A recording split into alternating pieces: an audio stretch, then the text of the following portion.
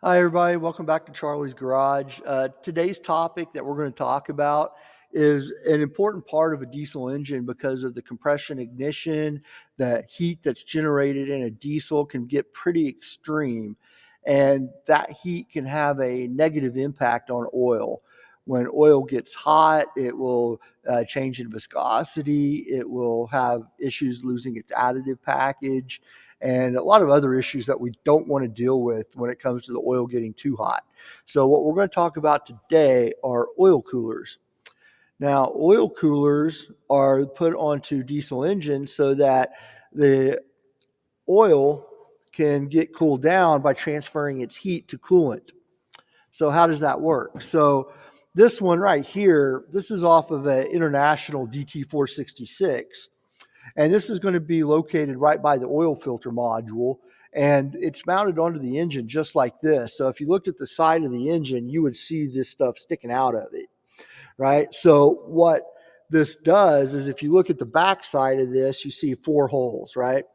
On these 4 holes, one of these is a passage for oil to go in and out, and the other one is for coolant to go in and out. So this would be an external type oil cooler that's got passages of oil and coolant that run right next to each other, and the heat's transferred from the oil to the coolant through that way, right? I don't have one handy to show you guys, but some of the Cummins that we have in our workshop here have only 2 holes on them because the only thing traveling through the oil cooler is oil, and the whole plate assembly is inside the block. And all of this is surrounded by coolant, getting the heat transferred directly into the coolant cavity, right?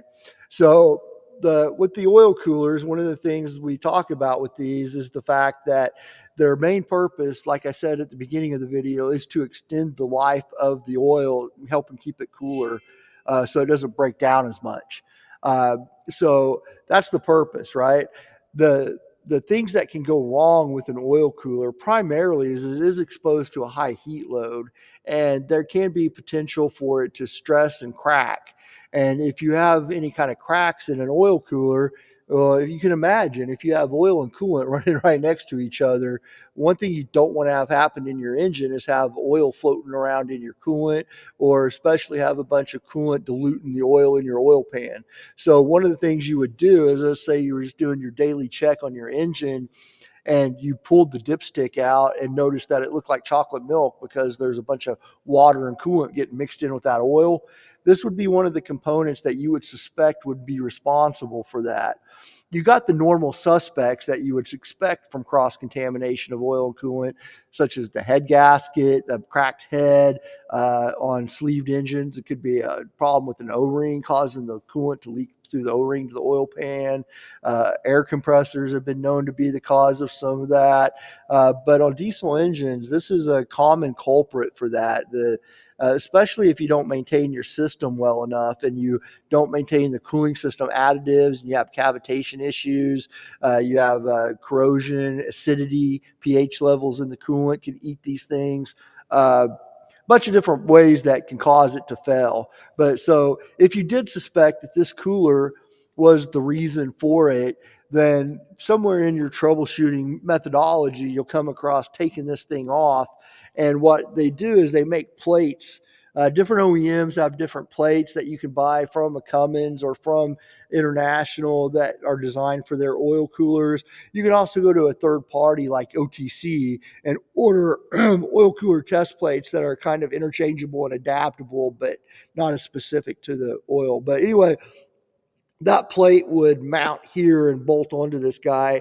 And usually, what the service manual would tell you to do is to put a certain amount of air pressure into that plate. So you use shop air, fill this thing up with air, and then put it into a bucket of water and look for bubbles that would indicate to you where it might be leaking from. And if you saw those bubbles, then yay, you just found the source of that cross contamination. Time for a new oil cooler. All right. So this is just a basic intro. There's a lot more information about oil coolers. There's different types of oil coolers. I think the last thing I would leave you with is that the most likely place you're going to find an oil cooler is going to be on the right side of the engine, around the oil filter module, usually down below the turbo and the exhaust manifold and stuff. All right. And some engines like a Cummins ISX, you're going to find two of these types of oil coolers, only skinnier and longer, right? So if you have any questions about oil coolers, that you like more information or anything that you're wondering about, please put it in the comments. I'm very good at answering comments as soon as possible. If you have a smart ass comment about oil coolers, I don't want to hear it. All right. So just if it's reasonable, ask a question, I'll answer it. Thank you for watching. Please like and subscribe. I appreciate all the support I get from you guys. And check out the TikTok shop that's going to be in the comments in the about section for merchandise. Thank you. Have a good day.